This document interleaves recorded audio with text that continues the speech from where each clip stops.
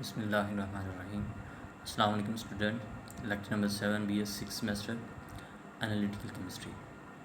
आज का हमारा टॉपिक है source of light in a UV visible spectroscopy या एक्साइटेशन सोर्स, जिससे एक्साइट होता है किसी भी मैटर के अंदर की जो कंपाउंड है, एटम है, एलिमेंट है, किस तरह एक्साइट होता है।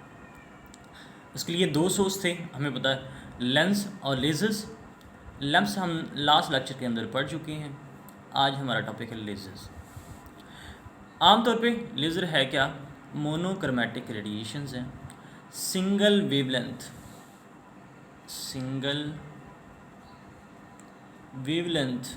रखने वाली रेडिएशंस हैं, जिसको आप अच्छी तरह जानते होंगे। बच्चे खिलौने के तौर पे इसे इस्तेमाल करते हैं, जिसके अंदर रेड लाइट बहुत दूर तक और नैरो विड्थ के अंदर बहुत दूर तक जाने वाली होती है, बहुत बारीक उसकी शुआ होती है।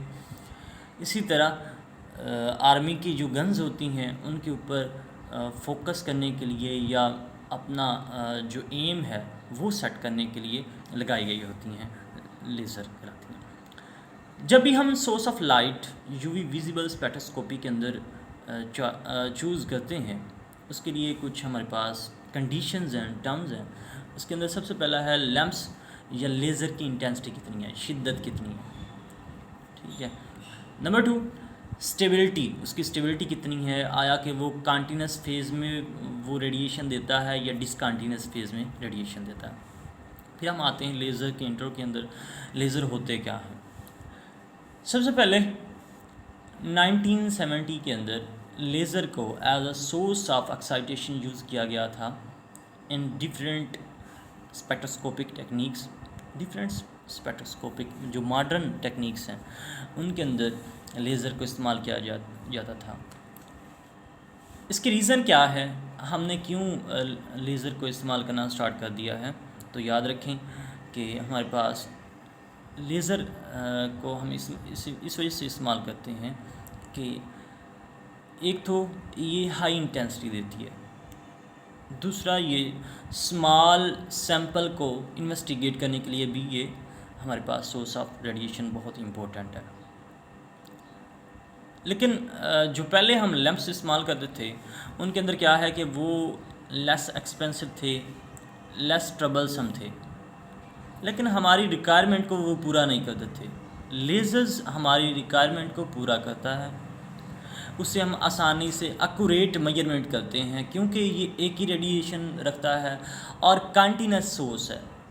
सिंगल वेवलेंथ के लिए लेज़र कंटिन्यूस सोर्स है, इसी वजह से हम लेज़र को आसानी से इस्तेमाल कर सकते हैं कि मेजरमेंट कर सकें। इससे आगे हम चलते हैं, कुछ इम्पोर्टेंट पॉइंट हैं जिसकी वजह से हम लेज़र को चूज़ करते हैं। तो नंबर 1 है when the sample are very small. जब सैंपल बहुत कम होता है उस वक्त हम लेज़र को इस्तेमाल करते हैं as a source of radiation, like the microbore chromatography और कैपली इलेक्ट्रोफोरेसिस। ये हमारे पास कुछ टेक्निक है जिसके अंदर लेज़र इस्तेमाल करते हैं। इसमें होता क्या है, इनके अंदर हमारे पास सैंपल का जो हमारे पास वेट होता है या अमाउंट होती है वो माइक्रोलीटर में हम लेते हैं या माइक्रोलीटर से भी कम लेते हैं, यानी कि इतना स्मॉल क्वांटिटी के अंदर हमारे पास सैंपल है जिसको हमने मेजर करना है। तो इस वजह से हमें सोर्स ऑफ रेडिएशन चेंज करना पड़ेगा।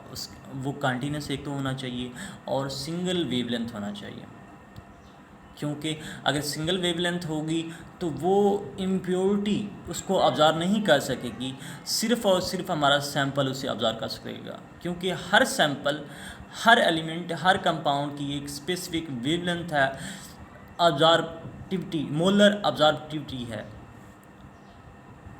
नंबर 2, जब हमारे पास monochromatic radiations, high monochromatic radiations होती हैं फॉर द एक्साइटेशन, तो वहाँ पे क्या होता है, ऑब्जर्विंग इंटरफेरेंसेस मिनिमाइज़ हो जाती हैं, यानी कि वो वाली स्पीशीज़ जो रेडिएशन को, different bands of radiation, different wavelength of radiation को ऑब्ज़र्व कर सकती हैं, उनको वो ऑब्ज़र्व नहीं कर सकती। सिर्फ हमारा सैंपल उन्हें ऑब्ज़र्व कर सकता है और जितना सैंपल होगा उतना ही वो उसे ऑब्ज़र्व करेगा, जिससे हमें उसकी कंसंट्रेशन के बारे में पता चल जाएगा।